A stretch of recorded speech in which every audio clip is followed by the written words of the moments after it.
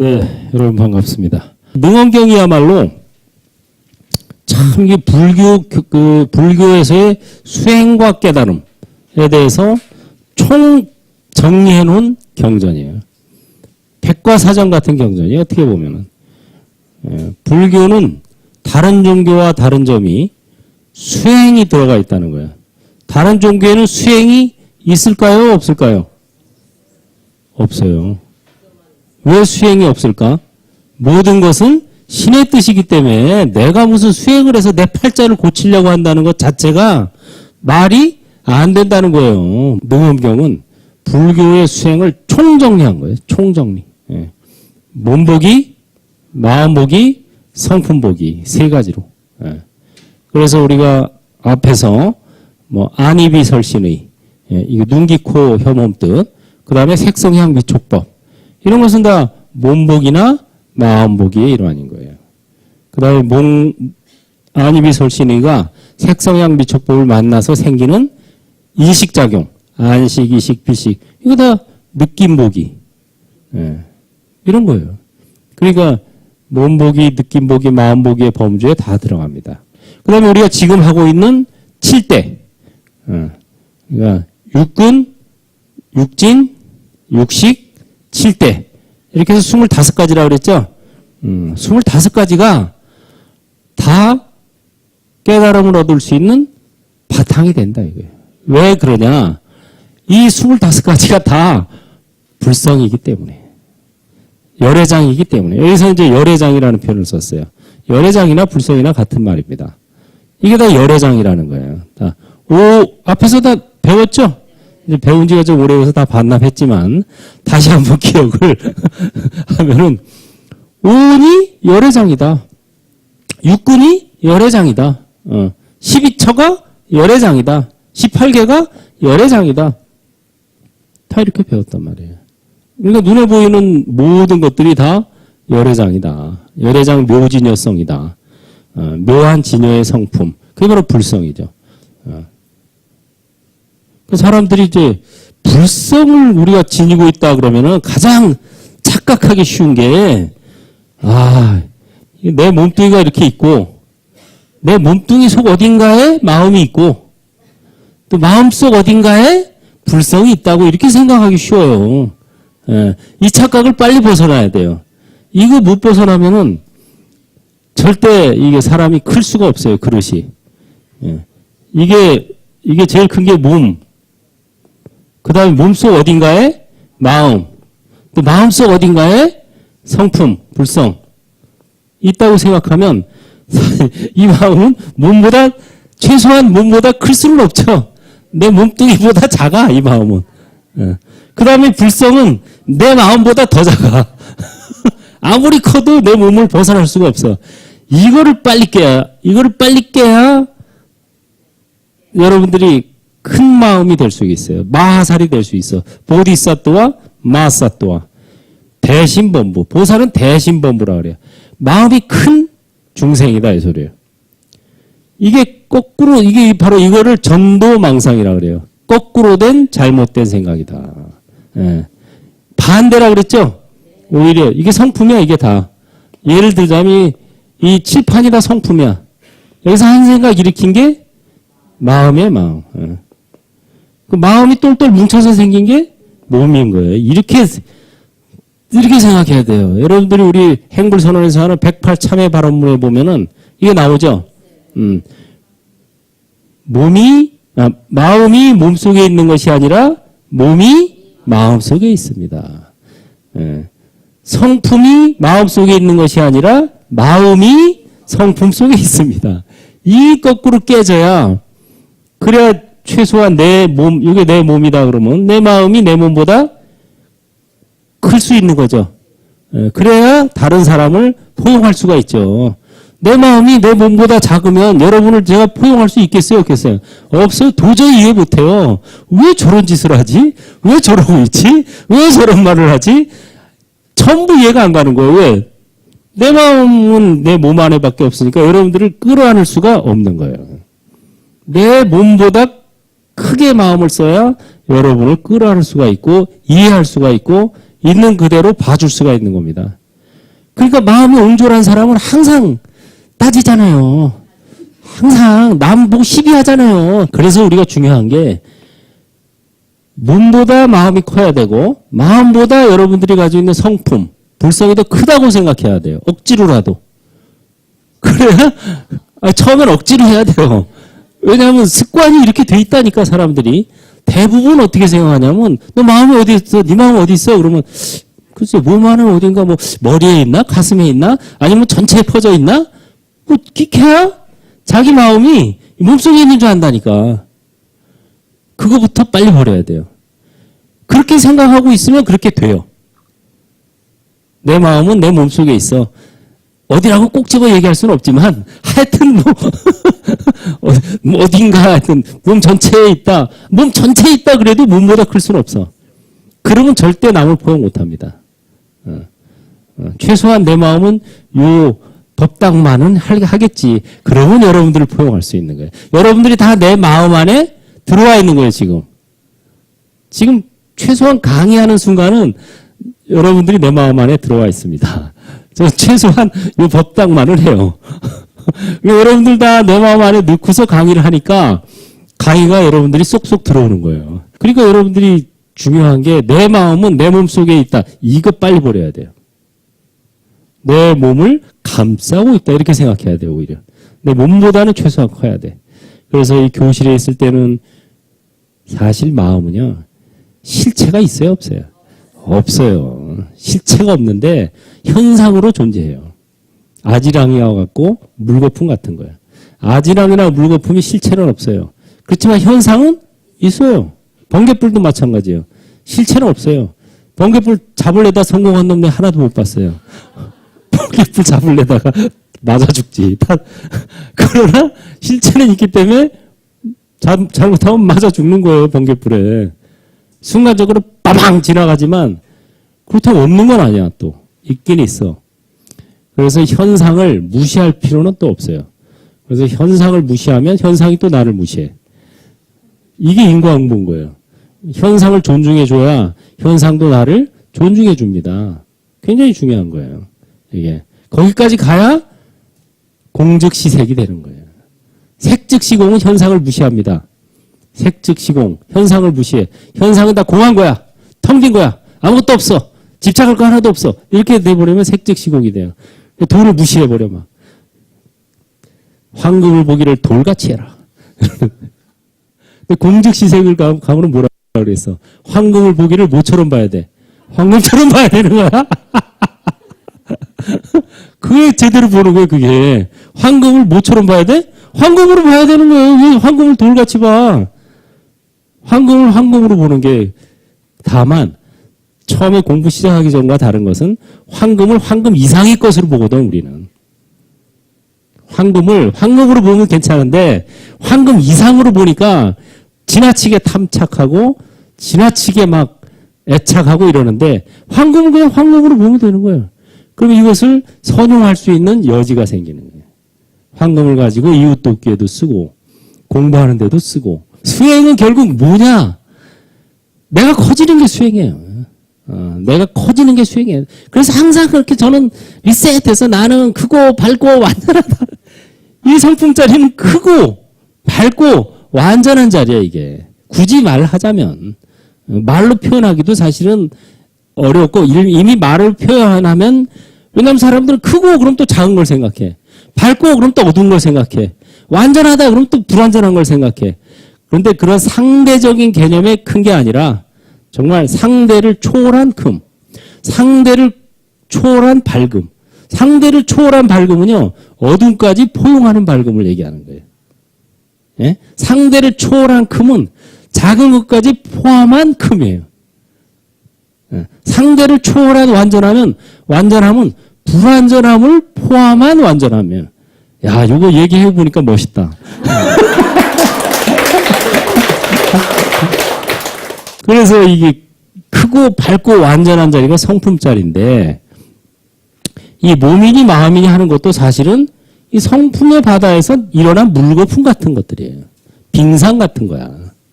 그래서 수행이라는 것은 결국 본성자리로 돌아가는 겁니다. 우리가 없는 걸 만들어내는 수행이 아니라 본래 성품에서 바다에서 나왔어.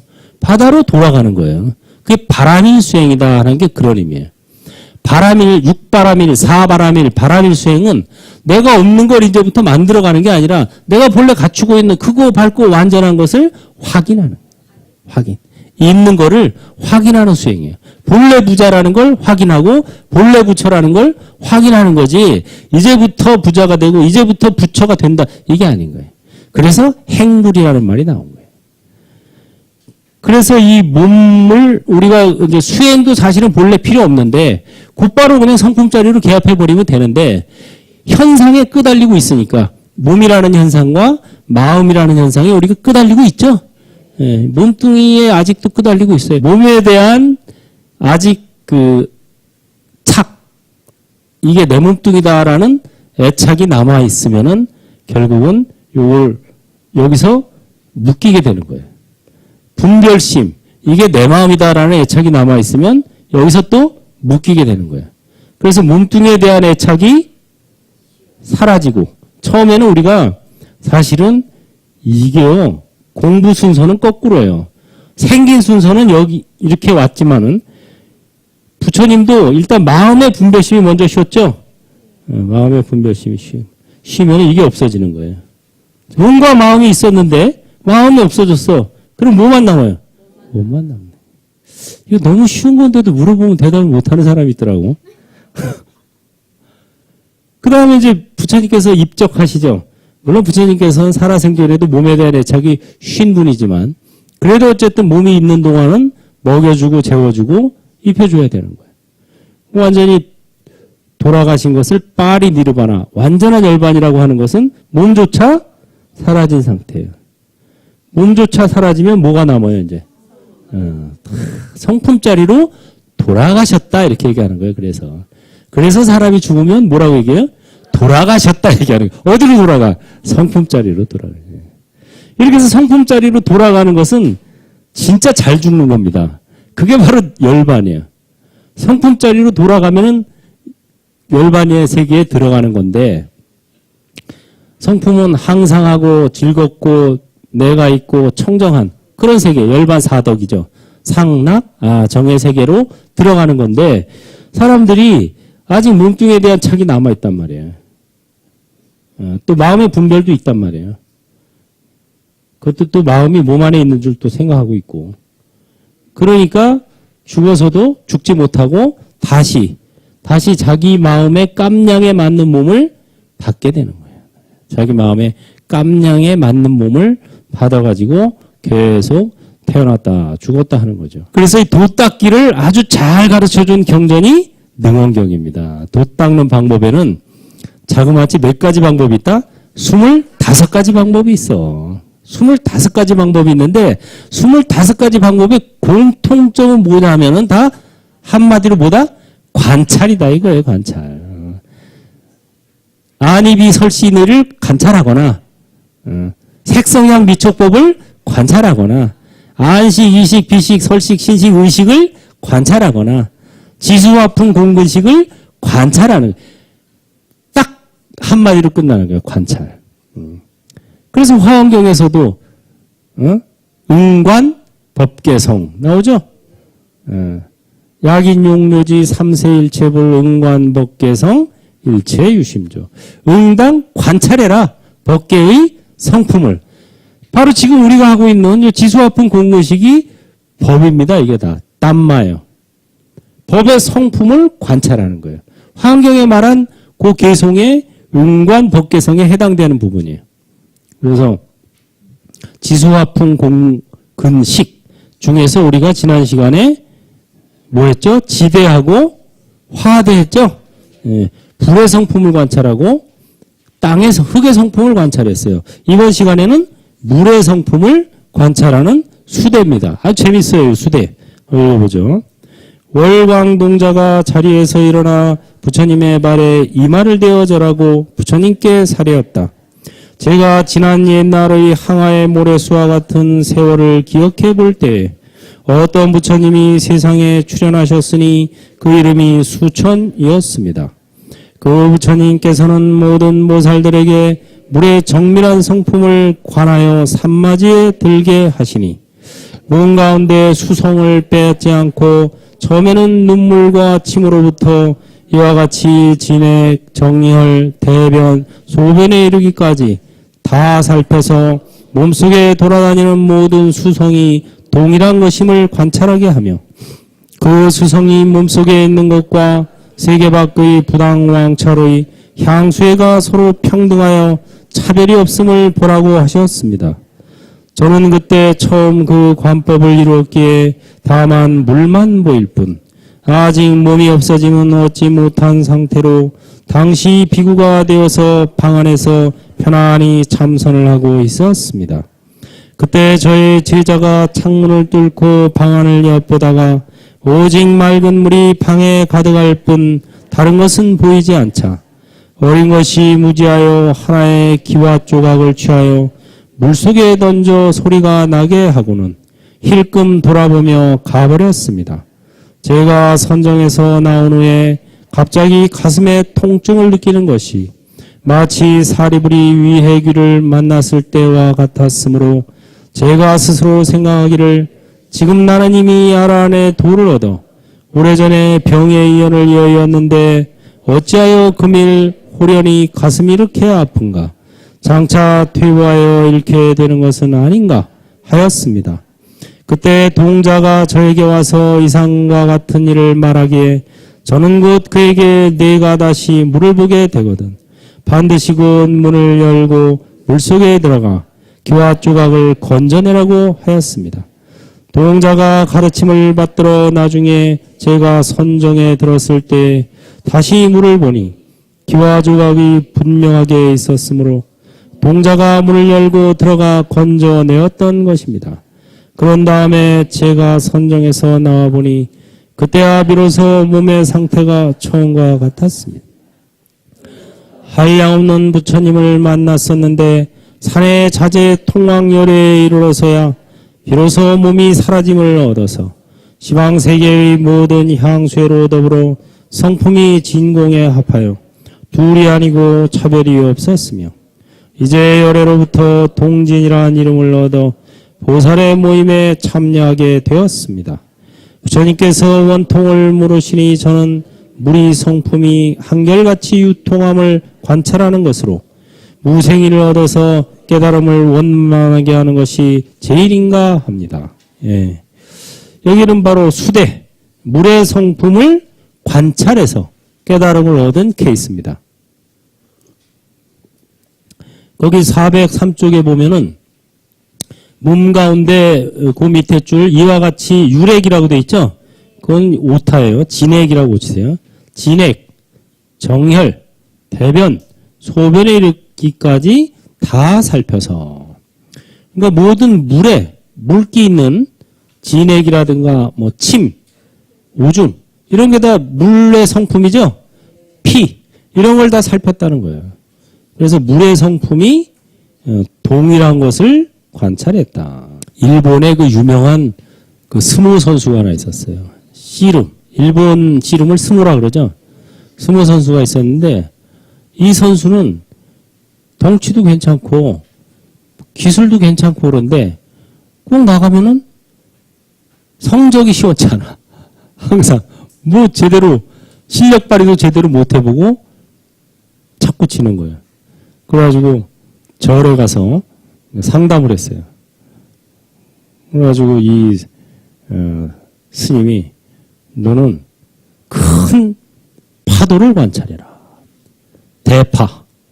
큰 대자 파도 파자. 그래서 앉으나서나 오라가나 뭘 관찰했냐면 파도가 쫙 몰려오는 거. 큰 파도가. 그 자기가 그 큰 파도와 하나가 되는 연습을 한 거예요. 자기 마음이 큰 파도가 하나가 되는 연습. 그래가지고 그 연습이 무르익으니까 나중에는 백전백승인 거예요. 딱 씨름하고 잡을 때, 밀기 준비할 때, 쫙 자기가 큰 파도가 되는 마음을 일으키는 거예요. 됐다 큰 파도가 되니까 그 큰 파도의 상대방들이 다 나가 떨어지는 거예요. 그러니까 이 몸과 마음을 이 파도와 하나가 되는 그런 그 연습을 하는 거죠. 물의 성품. 사람이 몸은 한계가 있지만 이 마음을 어떻게 연습하느냐에 따라서 이 몸을 효율적으로 쓸 수가 있어요. 굉장히. 뭐 자동차만 크고 좋으면 뭐하냐고. 운전사가 시원치 않으면. 똑같아요, 그거랑. 자동차는 막 대형차 이딴만하게 좋은 차야. 근데 운전사가 이 초보 운전자야. 자동차는 티코 조그마한 거야. 근데 운전자가 베스트 드라이버야. 뭐 어떤 차가 더 잘 달릴 것 같아요? 티코가 더 잘 달린다니까. 경주하면 누가 이길 것 같아? 티코가 이긴다니까. 그러니까 몸뚱이는 자동차 같은 거예요. 마음은 운전자 같은 거예요. 그리고 여러분들이 똑같은 몸뚱이를 가지고도 훨씬 더 효율적으로 쓰느냐, 비효율적으로 쓰느냐, 그게 마음에 달려있는 거예요. 그러니까 이 스모 선수는 자기가 그 스님 가르쳐 주신 대로 큰 파도가 자기와 하나가 되는 연습을 한 거예요, 계속. 그걸로 선을 닦은 거예요. 마음에. 그래가지고 그걸 연습해서 나중에는 그게 이제 익으니까 나중에 뭐 다른 선수들이 당할 수가 없는 거예요. 그래서 최고의 그 경지까지 올라갔다 그래요. 이거 싫어해요. 그래서 별명이 대파예요. 큰 파도다. 대파, 양파, 쪽파, 뭐. 여러분들도 뭔가 이루고자 하는 게 있으면 그것과 하나가 돼야 돼요. 연습을 해서, 마음으로 연습을 해서 그것과 하나가 되면 훨씬 이제 이루기가 쉬워지죠. 그 유명한 그 뭐 검객 또 이 검과 자기가 하나가 돼야 자유자재로 쓸 수가 있다 그러죠. 세상에서 하는 일이 사실은 다 관계가 있죠. 사업을 하든 공부를 하든 뭘 하든 일단은 그것과 하나가 되는 게 중요해요. 그래서 하나가 되고 그 다음에 이제 거기서 넘어서서 그것조차 넘어서면 이제 무심이 되는 거죠. 무심. 그 무심하게 해야 모든 것들이 더 걸림없이 이루어지죠. 여기서 이 스님은 이제 월광동자죠. 월광동자는 이제 물의 성품을 관찰한 거예요. 모든 물을 관찰해가지고, 관법을 이루어서 자기가 물이 되는 경지가 된 거예요, 이제. 자기가 물이 되는 경지. 물과 내가 둘이 아닌. 그런데 아직 몸이 없어짐은 얻지 못한 상태다. 그 뭐냐면 아직 몸뚱이에 대한 애착이 완전히 쉬지는 않은 상태였어요. 몸이 없어짐을 얻으려면은 이거는 무심에 가야 되는 거죠. 그러니까 물과 하나가 되는 경지는 무슨 경지예요? 일심의 경지인 겁니다.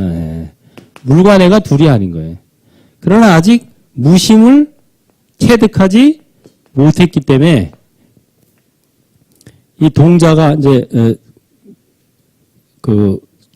관찰을 하고 있을 때 시자가 밖에서 보니까 스님은 없고 물만 보인 거예요. 물로 보이는 거야 이게. 물로. 얼마나 하면 물로 보일까? 물로 보이는 것보다 더 쉬운 게 있어요 하나. 불로 보이는 거. 사람 승질 막 내면 불로 보이지 않아요? 야, 저 옆에 가지 마라. 저 옆에 갔다가는 뒤인다. 저 좀 성질. 그건 불과 하나가 되는 경지인가? 그래가지고 거기다가 장난삼아 기와장을 던지고 가죠, 아이가. 그 나중에 보니까, 스님이, 그 다음 페이지에 보면은, 선정에서 나온 후에 가슴에 통증을 느꼈다는 거예요. 사리불이 위해귀를 만났을 때가 같다는 것은 뭐냐면, 사리불이 항아사 언덕에서 선정에 들어있다가, 그 지나가던 위해귀라는 그 귀신이 있어요. 지나가던 위해귀가 뭐 사리불이 이렇게 앉아 있으니까 가다가 뺨을 치고 간 거예요. 빡 때리고 지나갔어. 그래서 선정에서 나와 보니까 뭐 이렇게 아파 여기가 이런 일이 있었어요. 옛날에. 그것과 비슷함을 느낀 거지. 그래서 이제 그 동자를 불러서 네가 기와 조각을 건져내라. 그래서 이제 건져냈단 말이에요. 그리고 나와서 보니까 이제 몸이 괜찮아졌어요. 그로부터 계속 수행을 해서 비로소 몸이 사라짐을 얻어서 성품이 진공에 합하였다. 그래서 이 몸에 대한 애착과 마음의 분별심이 둘 다 쉬어야 완전히 진공에 합하게 됩니다.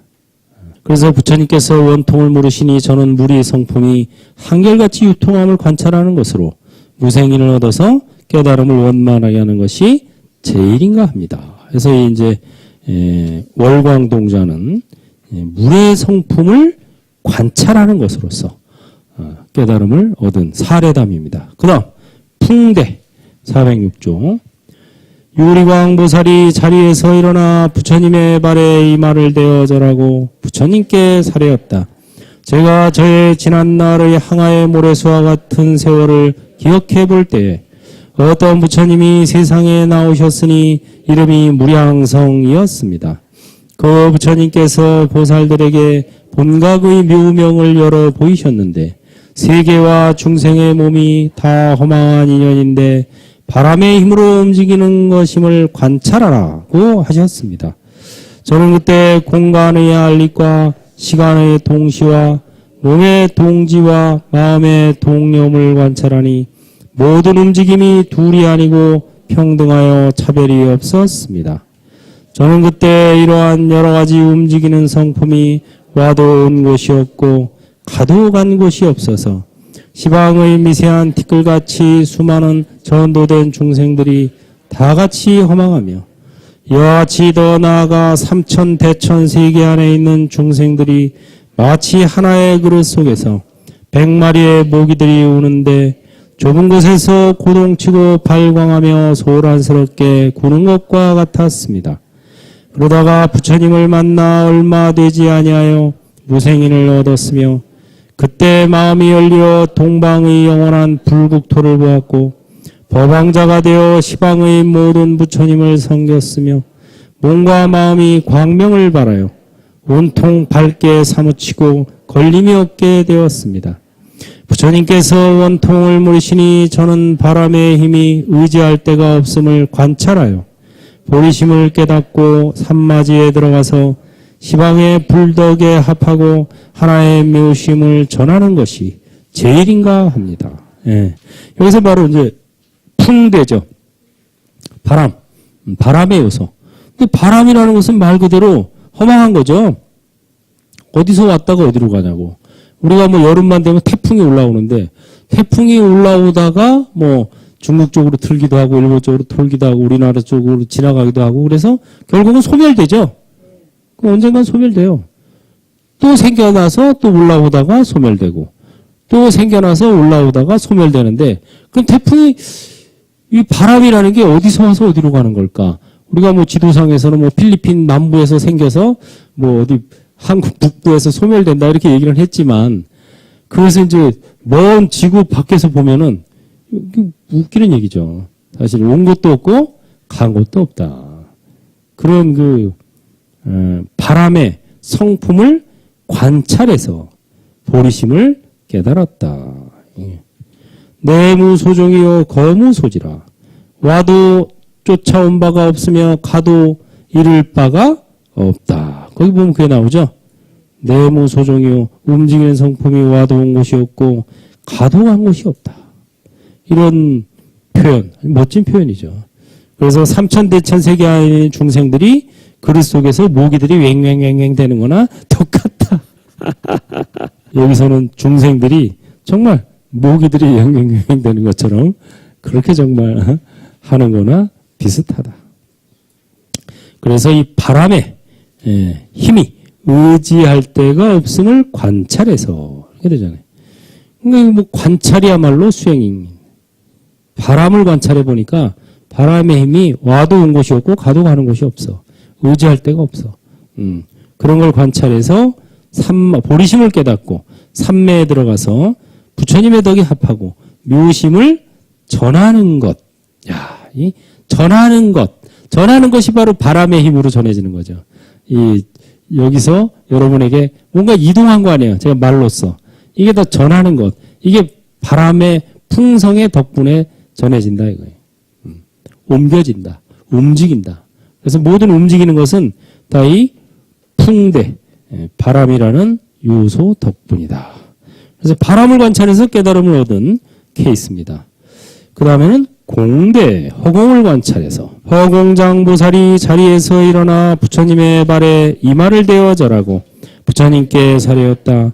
저는 열애와 함께 정광불의 처소에서 무변신을 얻었습니다. 그때 손에 4대 보주를 들고서 시방의 수많은 부처님의 세계를 조명하여 허공으로 변화시켰으며 또 스스로의 마음에 크고 원만한 거울을 나타내어 안으로 10가지 미묘한 보광을 놓아 시방의 끝없는 허공에까지 비치니 모든 당황찰이 거울 속으로 들어오고 나의 몸에 들어와서는 몸과 허공과 같아져서 서로 방해하거나 걸림이 없었으며 몸이 뒷걸스와 같은 수많은 국토에 들어가서 널리 불사를 행하고 대수순을 얻었습니다.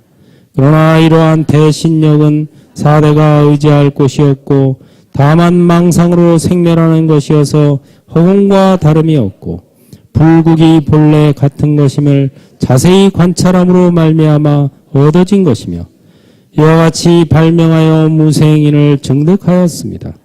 부처님께서 원통을 물으시니 저는 허공이 끝이 없음을 관찰하는 것으로 산마지에 들어 묘한 힘이 원만히 밝아지는 것이 제일인가 합니다.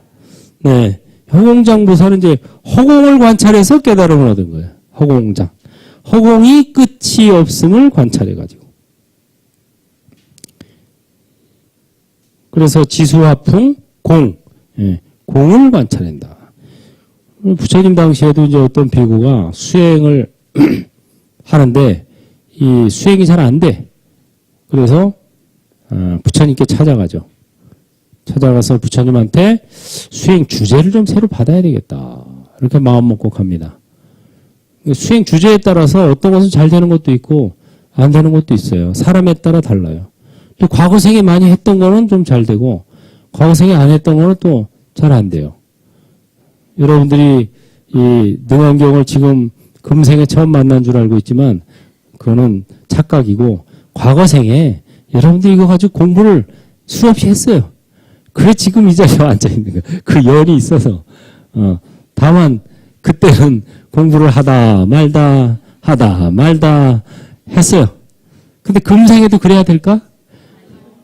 바쁜 일이 있으면 안 오고 뭐 별일 없으면 오고 뭐 휴가 가고 가족들 만나고 뭐 여행 가고 이런 일 있으면 빠지고 그냥 뭐 바쁜 일 없으면 오고 이런 것도 계속 똑같이 되는 거야.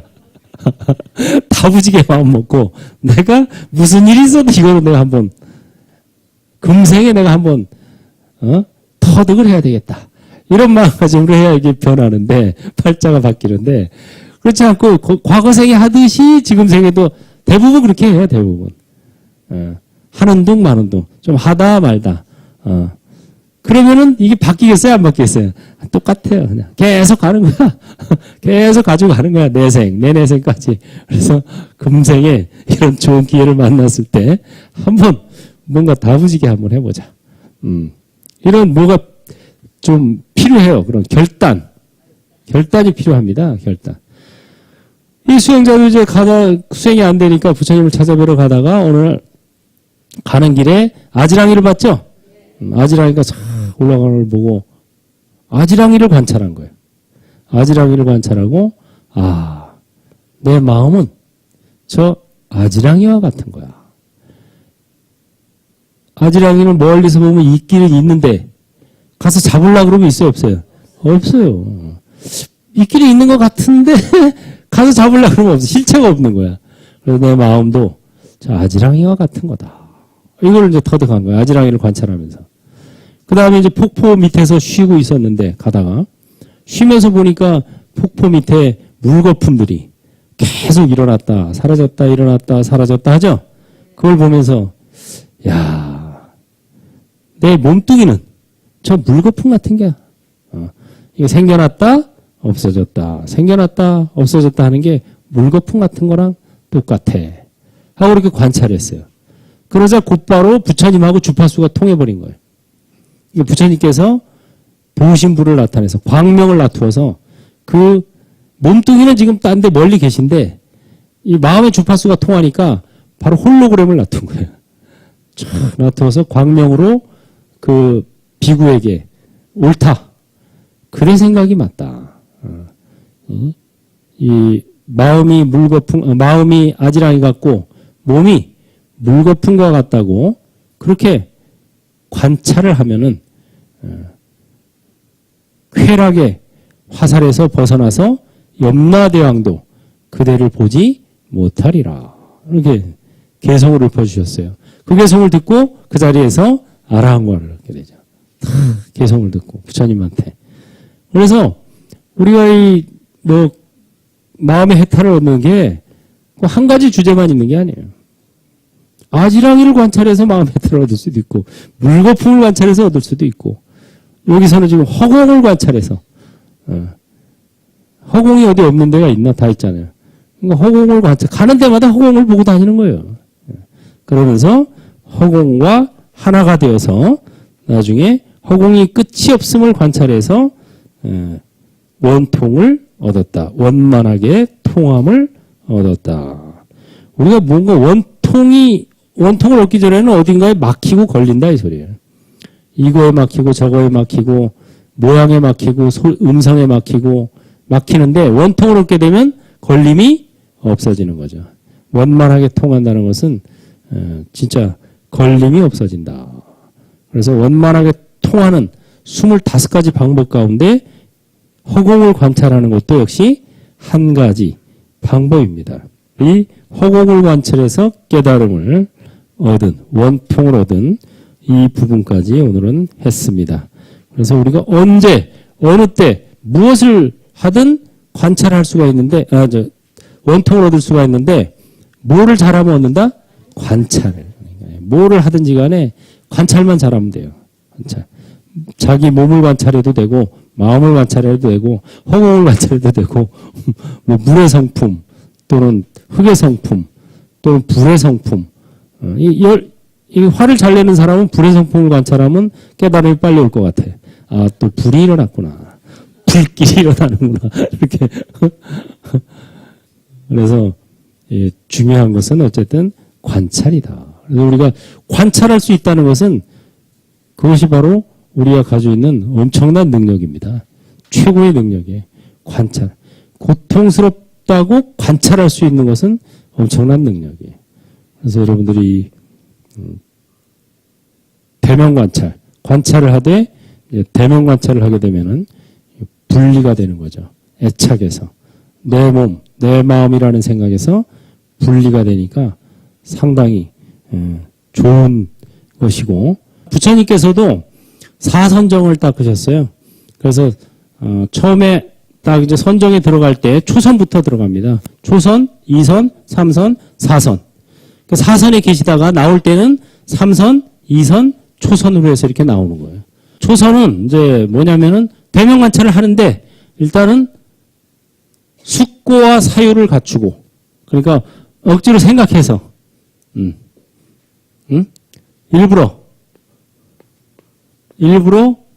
생각해서 대면 관찰하는 거예요.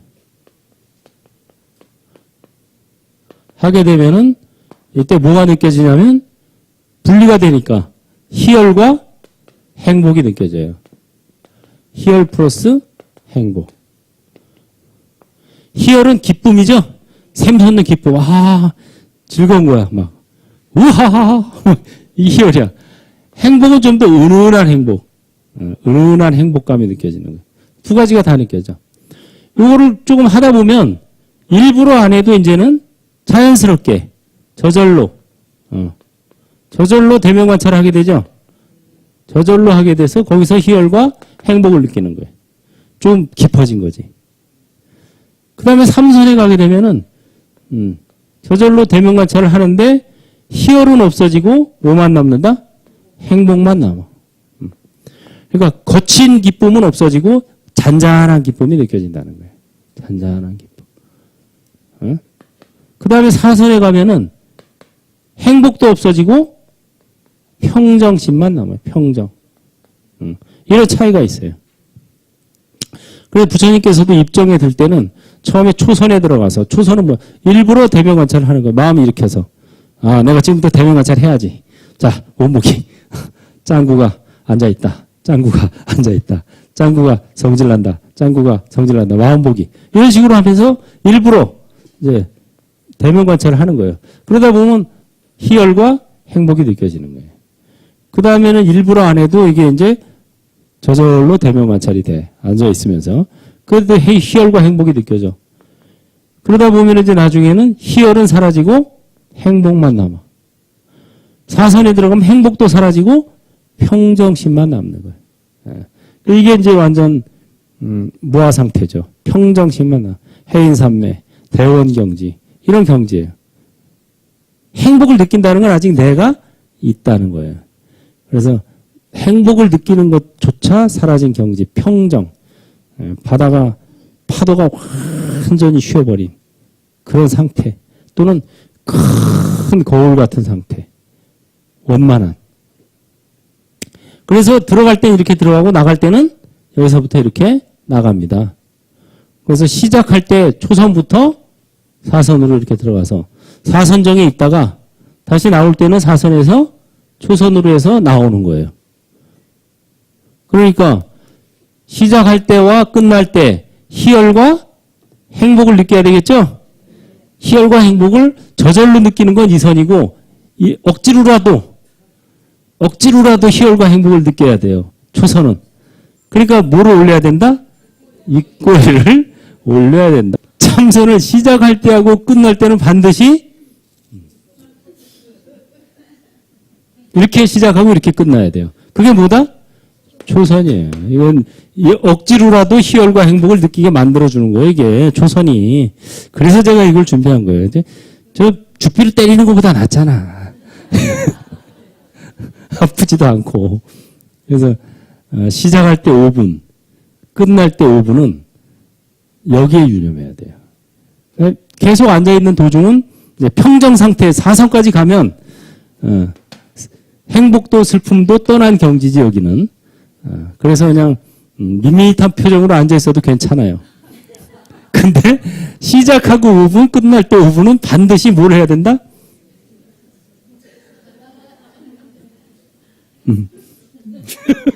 반드시 올려야 되는 거예요. 그래야 참선을 제대로 하게 돼요. 그래야 초선부터 시작해서 초선으로 끝나는 거예요. 아니 뭐 1시간 내내 초선만 해도 돼요. 근데 근육이 좀 땡기지. 그래서 시작할 때 5분, 끝날 때 5분은 반드시 입꼬리를 올린다. 억지로라도. 억지로. 가짜 웃음도 진짜 웃음과 똑같은 효과가 있다 그래요. 이 엔돌핀 분비되고 이러는 게 똑같대요. 이 뇌가 우리가 생각한 것보다 좀 멍청하대요. 그래서 얘가 이게 진짜 웃음인지 가짜 웃음인지 구별을 못한대. 일단 입꼬리가 올라가면 아 웃는구나. 해가지고 엔돌핀을 분비한대요. 이거 과학으로 밝혀진 거예요. 이게 생각보다 멍청한 거야 이게. 가짜로 올려도 진짜 올린 줄 안돼요. 이게 근육이 일단 땡기니까. 그래서 이게 굉장히 과학적인 거예요. 그래서 부처님도 초선으로 시작해서 4선까지 들어가서 앉아 계시다가 나오기 전에는 3선, 2선, 초선으로 해서 여기서 나오신 거예요. 선정에서. 그래서 이게 죽비보다 더 효과적이 아닐까 생각해서 잠시 10분 쉬었다 하겠습니다.